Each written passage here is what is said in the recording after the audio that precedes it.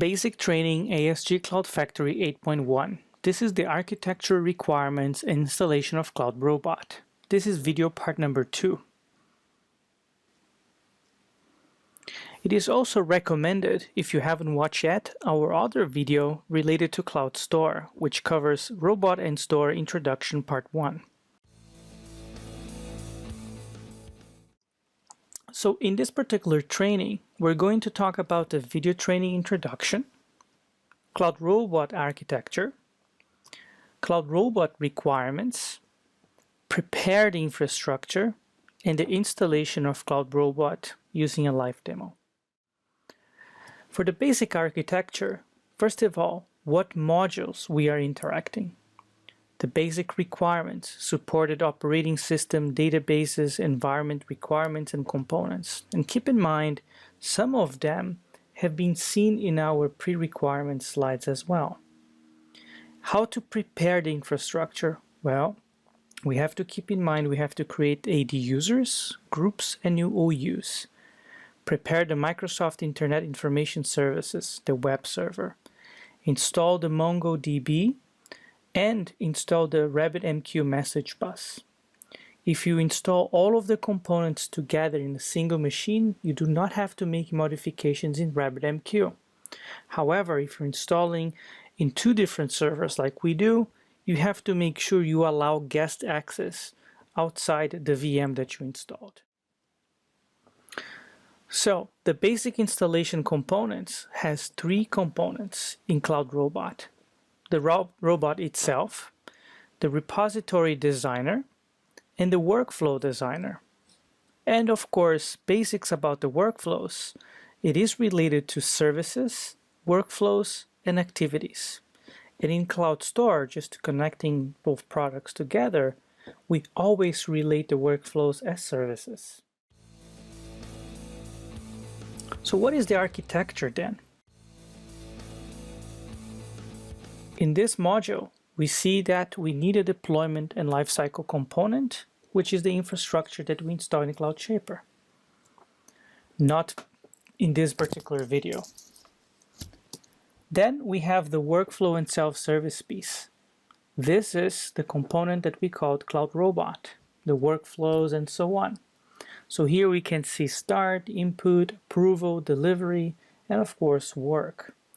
And on top of that, the interaction always happens on the Cloud Cockpit level, which is a DWP component. So Cloud Store talks to Cloud Cockpit using our single sign-on component. So Store has a direct connection to Robot. And users always use Cockpit and Store as part of the execution. And that actually sums up the entire Cloud Factory version 8. But how it is in the back end? Well, this is a good picture that shows you a little bit more about the infrastructure. The heart of the solution always uses a service bus. And this service bus is RabbitMQ. So Cloud Store, CloudRobot, they use this particular bus to communicate to each other. If we include other products like iTasm, for example, it can also use the service bus to interact with the rest of the technology. And on the left side, we can see that we have a SQL server where the workflow tracking data is, usually where the reports are presented. And we also have in the robot database, we have MongoDB, where we store all XAML workflows. We also use the repository designer data in there and the workflow designer there. So in other words, the MongoDB doesn't grow as much as the SQL database from a reporting perspective. And in the cloud workflow engine, what do you see? Well, we see Exchange workflows, we see SharePoint workflows, we see Active Directories, and other business packs, which could be OpenStack, it could be AWS, could be Azure, or other technologies that you might have.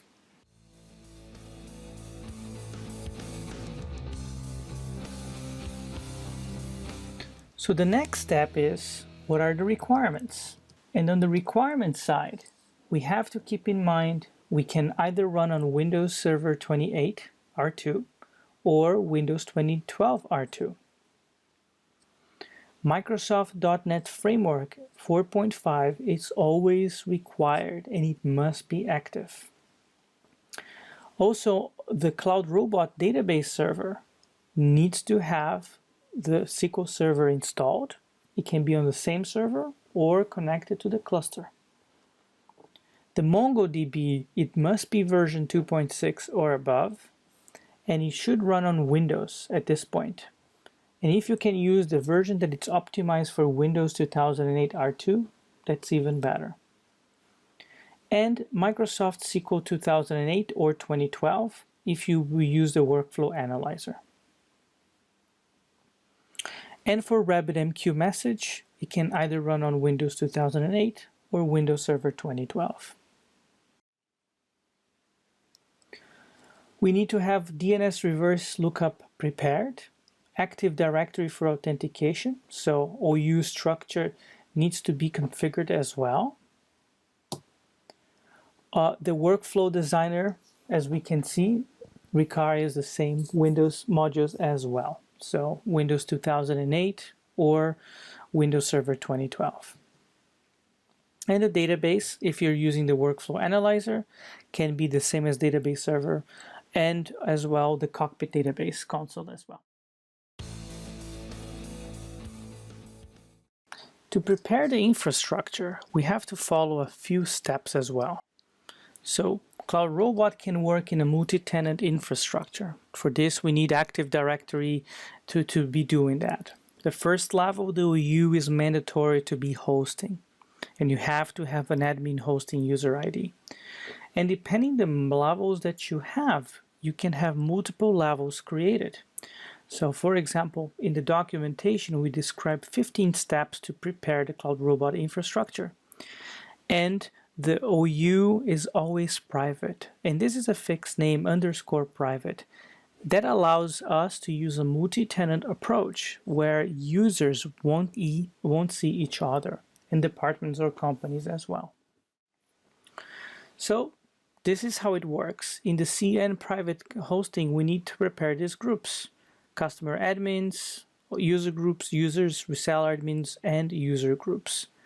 All of these groups, they're always populated by CloudRobot, so you don't have to create every time you do that. But if you want to customize the content of these groups, yes, you can interact with Active Directory or configure CloudRobot and Store to add users to these specific groups.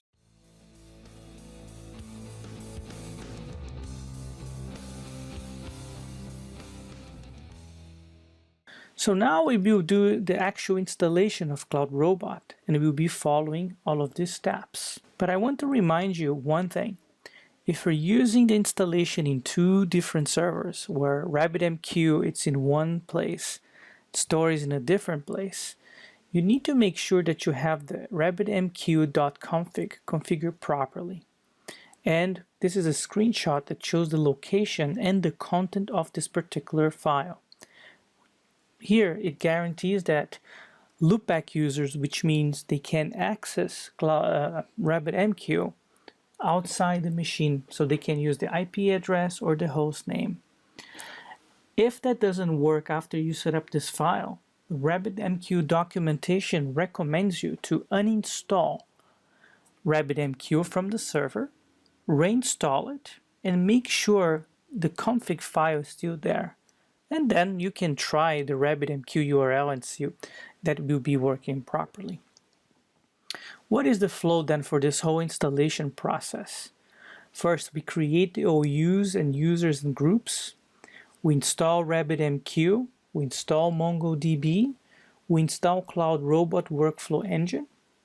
And then we can continue the installation of the repository designer and workflow designer. And subsequently, we can install Cloud Store and then set up the integration between these two technologies. Once the installation is configured on the cockpit, on the robot server, these are the modules that you might see, the CloudRobot components. So let's transition to the installation process.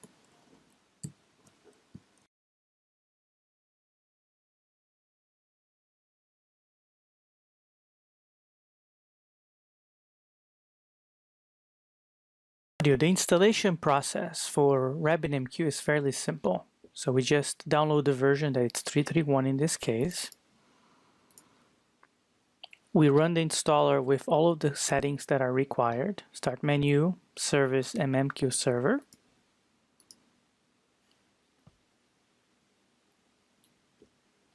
When the process is completed, let's verify if the service is installed. So just here, go to Services, Tools, Services.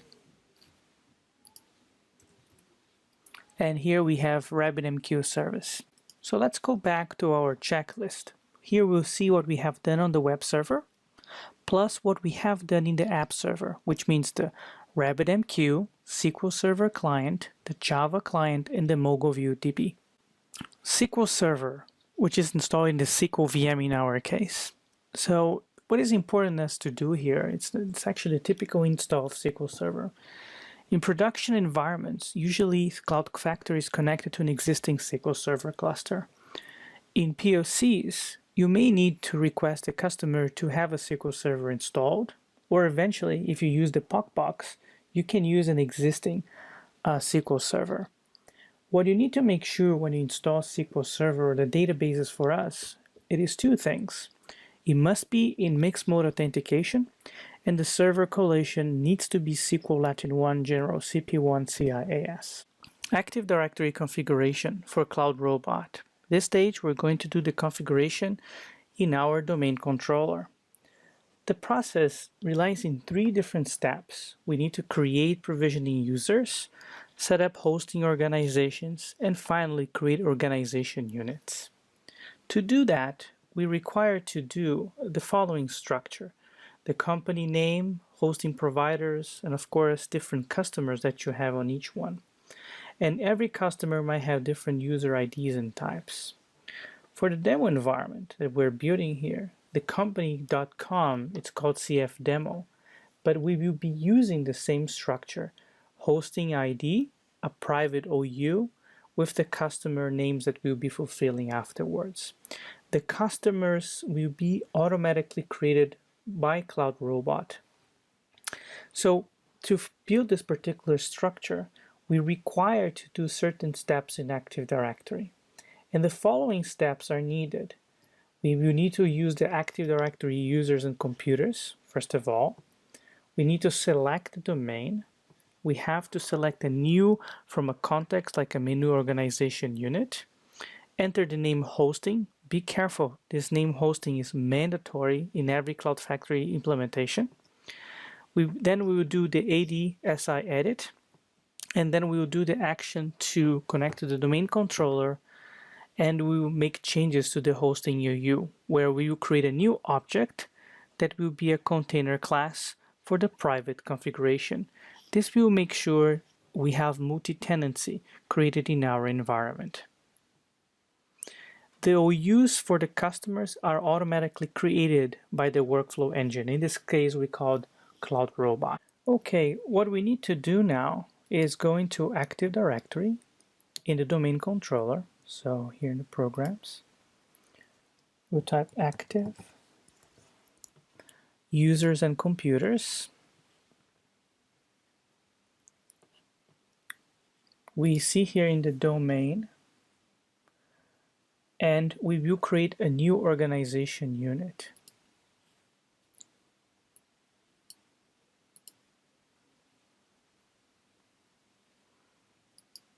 And we will call it hosting. Be careful, the name has to be exactly like this.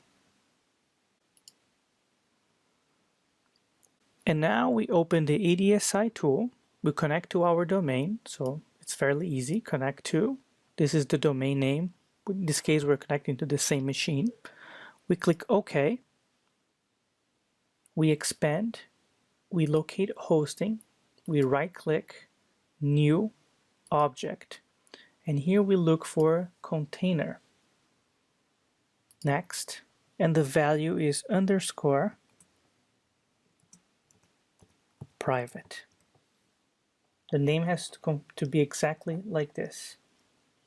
Next, and finish. And that completes the cycle of the 10 steps that we described in the previous screen. And the last step for this tutorial, it is in Active Directory Domain Controller. We need to enable LDS. So if you're using Windows Server 2008 R2, you will see on the left side the option that you need to enable. And on the right side, you will see the option that you have to enable as well. Okay, so now I'm connected into my domain controller. I will go to Manage, Add Roles and Features, Role Base for this particular server, and enable here Active Directory Lightweight.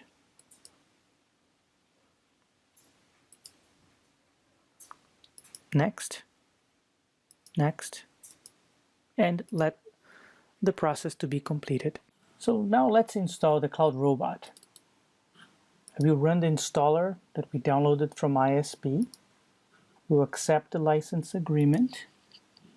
And now we need to select the components for this install. Remember, this is a decentralized installation. So we need to include the designer, the repository, workflow engine, workflow designer, the bus adapter, and we will install the query engine controller. Other services, they will be installed in the Cloud Store server.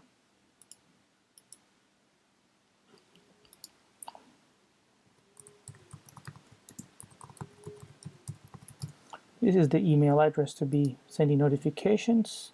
The domain is correct. Let me put my domain controller name over here.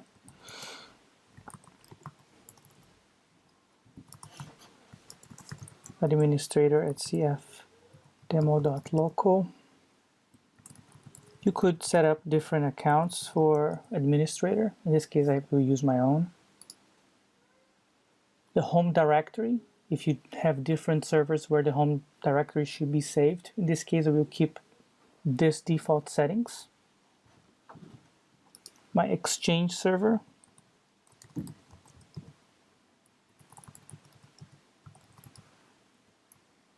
And now I will add the mail store name. In this case, it's mailbox database 09158 525 46. In fact, this information is stored in my Microsoft Exchange, so you can grab that information from yours as well. We don't have Zimbra, so click Next. We don't have SharePoint. We don't have Link. And here's where the MongoDB we have already installed, so we don't have to worry about. And this will be actually installing one as well.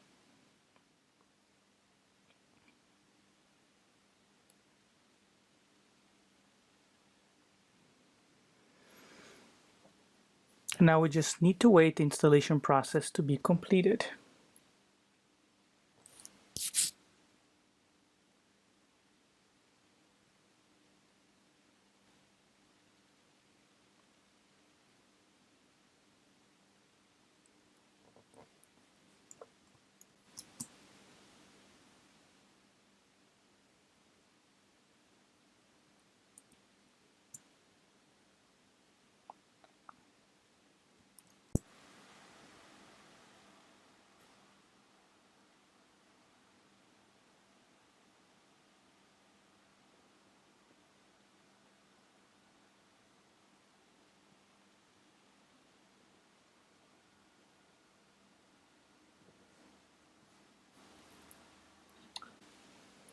Now we just need to complete the installation. Okay, so in this case, we need to make sure the user IDs and passwords are created. We can use user IDs and passwords that you define. I already have mine created.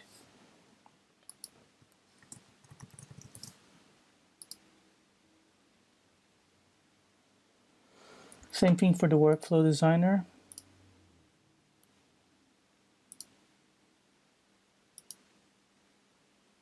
The name of the CloudRobot, I'll use the default settings.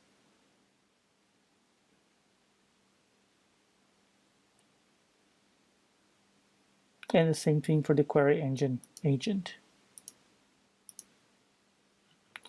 Okay, so let's verify a couple of things. The controller will be installed in the web server, and the domain needs to be corrected. So here is CF demo. Server here is dc.cfdemo.local. My user, in this case, is the administrator, and the password.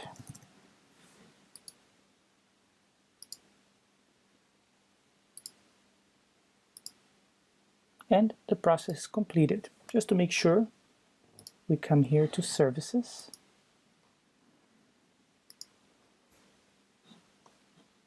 And we'll see the CloudRobot services now are starting and up and running.